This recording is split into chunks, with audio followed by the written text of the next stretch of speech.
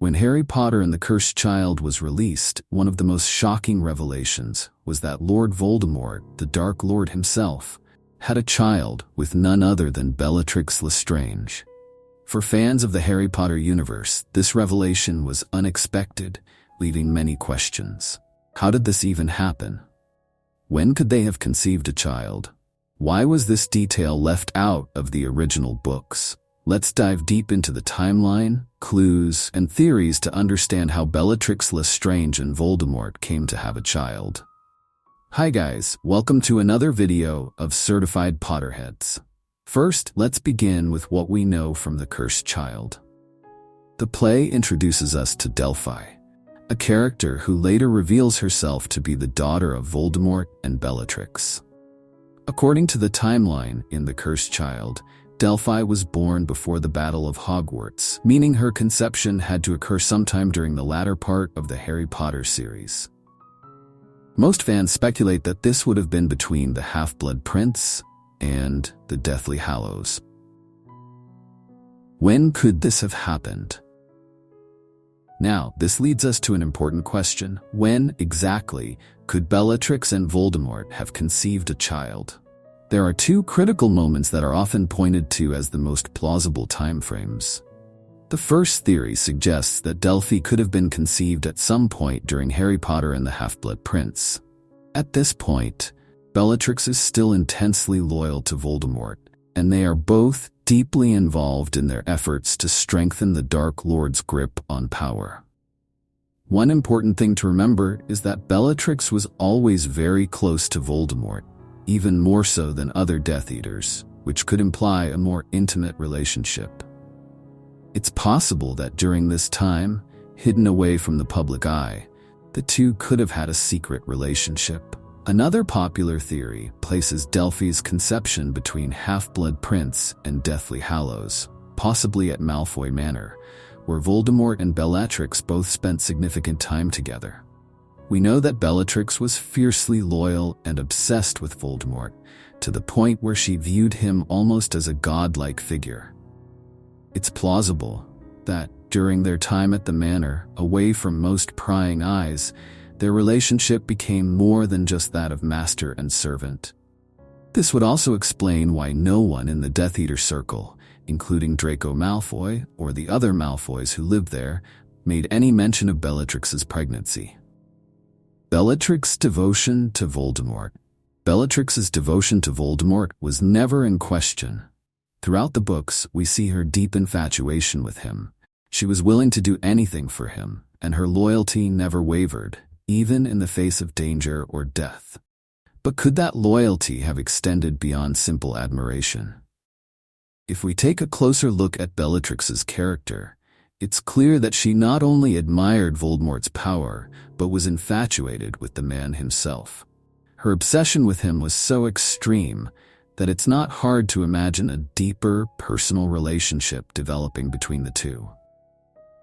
It's quite possible that Bellatrix, being one of Voldemort's most trusted followers, was the only person he would have allowed himself to be vulnerable with, even for a moment.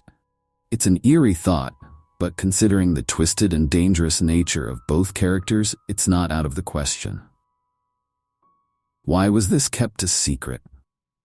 One question fans have raised is why this entire storyline wasn't mentioned in the original series. Why didn't we hear about Bellatrix being pregnant, especially during Deathly Hallows? The truth is that J.K. Rowling likely hadn't planned for this storyline when writing the original series. The Cursed Child was written years later, and while it's canon, it introduced new elements that hadn't been part of the original plot.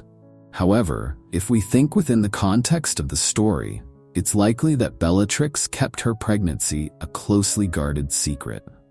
After all, bearing Voldemort's child would have been a huge risk, considering the dangers they both faced from the Order of the Phoenix, the Ministry of Magic, and even other Death Eaters, who might have viewed such a relationship as a threat to their own power or standing with the Dark Lord. Bellatrix, known for her cruelty and cunning, would have been able to hide her condition, especially if she was staying at a place like Malfoy Manor, far away from public view. Moreover, after Voldemort's defeat at the Battle of Hogwarts, Bellatrix was killed, and any knowledge of her child would have likely died with her. This leaves Delphi's early life shrouded in mystery. Who raised her?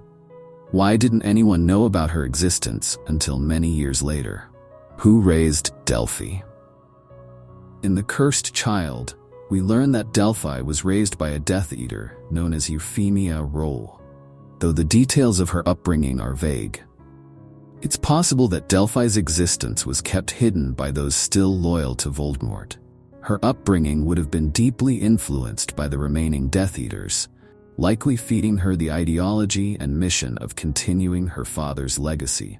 This secrecy only adds to the mystery and intrigue surrounding Delphi's character. She was raised with the belief that she was destined to carry on Voldemort's work, which explains her motivations in The Cursed Child when she attempts to rewrite history by bringing her father back. Delphi's very existence adds an entirely new layer to Voldemort's legacy, one that challenges our understanding of his character and his followers. What does this mean for Voldemort's legacy? The idea of Voldemort having a child is a powerful twist because it adds a humanizing yet disturbing layer to his character. Throughout the Harry Potter series, Voldemort is portrayed as a character who has severed all ties to human emotions, like love, compassion, or empathy.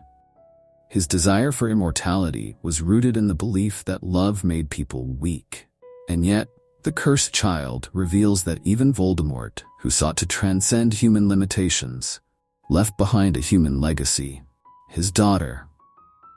While Voldemort might not have cared for Delphi in the traditional sense, her existence challenges the idea that he was entirely separate from the human experience. Perhaps, in some twisted way, Voldemort saw Delphi as an extension of his own quest for power and immortality, a continuation of his bloodline. What do you think about the idea of Voldemort having a child? Let us know in the comments below, and don't forget to like and subscribe for more deep dives into the world of Harry Potter.